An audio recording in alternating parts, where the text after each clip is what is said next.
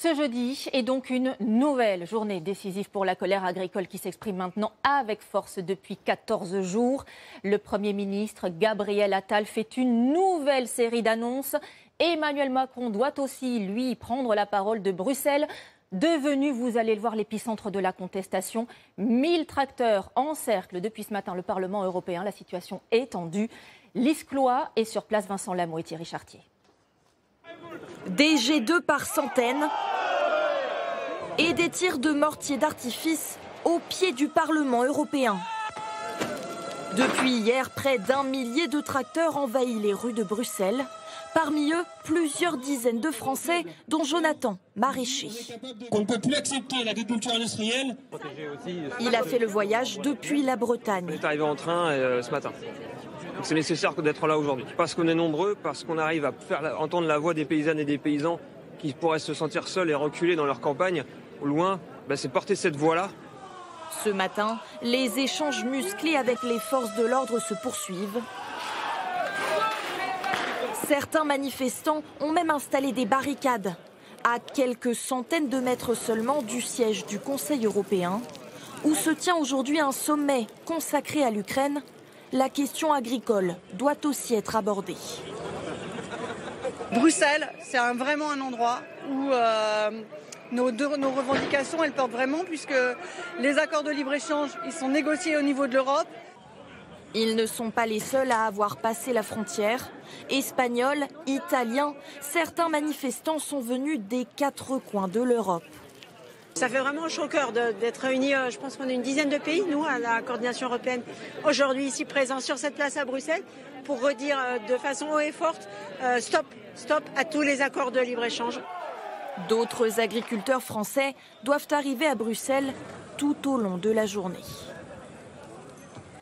Et avec ces nouvelles annonces très attendues, on se demande ce que va décider ce qu'on voit parmi les plus déterminés. Parti d'Agen, vous le savez, en tracteur direction Rungis, le plus grand marché de produits agricoles d'Europe. Une centaine y sont entrés hier, 79 placés en garde à vue, tous relâchés ce matin.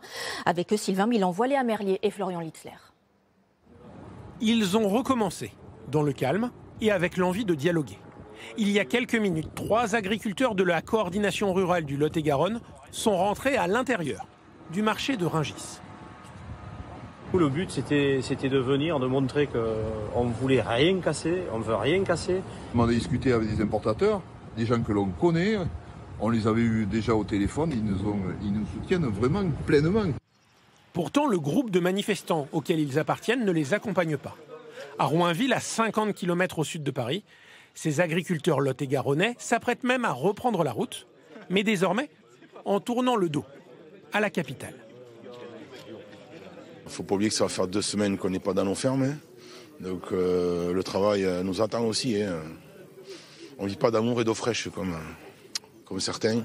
Pourtant, même à l'intérieur du mouvement, les avis divergent franchement. Il fallait rester encore 3 jours, 4 jours. Là. Il fallait foutre la pression. Ah ben oui, c'est clair. Bon, après, peut-être on ne sait pas ce qu'on va faire. C'est pas fini, hein, peut-être. C'est peut-être pas fini. Attention. Partis d'Agen, les manifestants de la coordination rurale avaient atteint le Loiret, avant qu'un petit groupe ne monte en Essonne pour atteindre Rungis.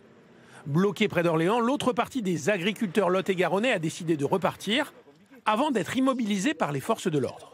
Là, on a le droit. Pas là. Pourquoi ? Parce qu'on est parqués.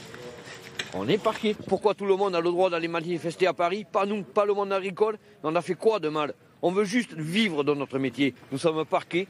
Interdiction de reprendre un tracteur, même pour entrer chez nous, d'après les informations, jusqu'à ce soir 17h. Il semble que les autorités aient attendu ce matin la sortie de garde à vue des 79 manifestants interpellés hier pour regrouper l'ensemble du cortège et sécuriser la redescente vers le Lot-et-Garonne. Certains agriculteurs ont pourtant atteint Paris en voiture ce matin, où ils espèrent discuter dans le calme avec des députés. Un dispositif de sécurité vient toutefois d'être déployé autour de l'Assemblée nationale. Et des nouvelles mesures sont donc en train d'être annoncées. Nous y viendrons dans un instant. D'abord, vont-elles suffire pour calmer la colère ? Écoutez, les attentes très fortes sur plusieurs points de blocage. Ignacio Bornassin, Maggie Viennot et nos équipes sur le terrain. Serait-ce le jour de la bascule ? Pourrait-on voir dès ce soir les tracteurs rebrousser chemin? Les annonces de Gabriel Attal peuvent tout changer dès maintenant, selon le vice-président de la FNSEA, présent sur le barrage de l'autoroute A6 à Chilly-Mazarin. Il va quand même falloir s'acheminer à un moment donné à ce que ce mouvement se termine, en tout cas temporairement. Moi, c'est comme ça que je ressens les choses de ce qui nous a été dit. La fin temporaire des blocages. Si parmi les annonces du Premier ministre, il y a notamment l'interdiction pour les industriels de négocier avec la grande distribution avant de négocier avec les agriculteurs. À Baziège, en Haute-Garonne, cette promesse pourrait les inciter à lever le barrage filtrant qu'ils ont mis en place devant cet entrepôt de supermarché. Nous, on veut des vraies preuves et pas des paroles qui vont s'envoler dans 3 jours. Effectivement, on est dans la bonne ligne. Je pense qu'on va arriver au bout de la mobilisation.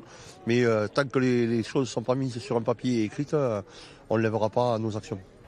Autre mesure très attendue, privilégier la production française. Par exemple, mieux indiquer la provenance des produits sur les étiquettes.